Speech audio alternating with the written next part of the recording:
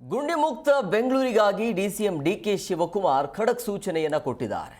ಆ ಸೂಚನೆಯ ಮೇರೆಗೆ ಅಧಿಕಾರಿಗಳು ಅಂತೂ ಈಗ ಎಚ್ಚೆತ್ತುಕೊಂಡಿದ್ದಾರೆ. ಗುಂಡಿ ಮುಕ್ತ ಬೆಂಗಳೂರಿಗಾಗಿ ಡಿಸಿಎಂ ಡಿಕೆ ಶಿವಕುಮಾರ್ ಮಾಡಿರುವಂತ ಆರ್ಡರ್ ಇದು. ಇವತ್ತು ಕೂಡ ಗುಂಡಿ ಮುಚ್ಚುವಂತ ಕಾರ್ಯ ನಡೆಯುತ್ತೆ.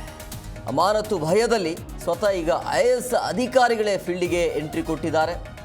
ಬಿಟಿಎಂ ಲೇಔಟ್ನ ಪೋಸ್ಟ್ ಆಫೀಸ್ ಬಳಿ ಗುಂಡಿ ಮುಚ್ಚುವಂತ ಕಾರ್ಯಕ್ಕೆ ಚಾಲನೆ ಸಿಕ್ತು ಇವತ್ತು.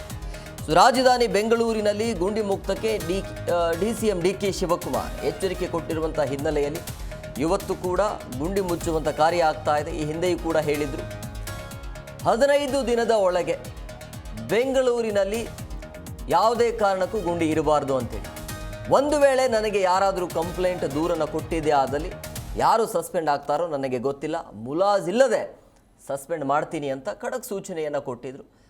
ಈ ರೀತಿಯ ಸೂಚನೆ ಬಂದಾಗಿಂದ ಈಗ ಅಧಿಕಾರಿಗಳು ಎಚ್ಚೆತ್ತುಕೊಂಡಿದ್ದಾರೆ.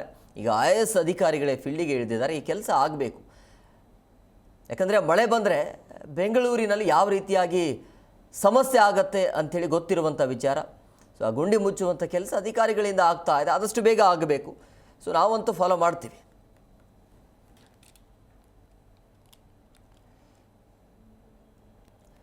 ಸೊ ಡಿಸಿಎಂ ಡಿಕೆ ಶಿವಕುಮಾರ್ ಅವರ ಸೂಚನೆಯ ಮೇರೆಗೆ ಕೆಲಸ ಕಾರ್ಯಗಳು ಅಂತೂ ನಡೀತಾ ಇದೆ. ಕಾದು ನೋಡೋಣ.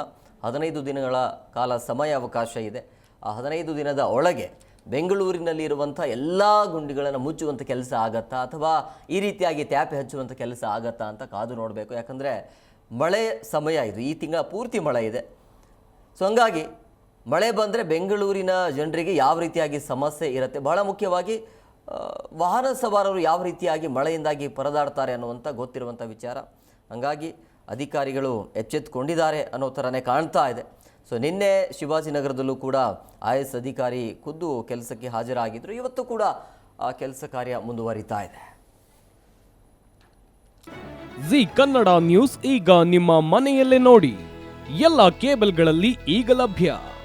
ಸನ್ Direct 292, Jio TV 1334, U Digital 162, City Cable 51, GTPL 17, Abhishek cables 821, Rock Line telecommunication 51, Shri Basaveshwara number 60, Vinayaka digital number 53, In Digital number 896ರಲ್ಲಿ.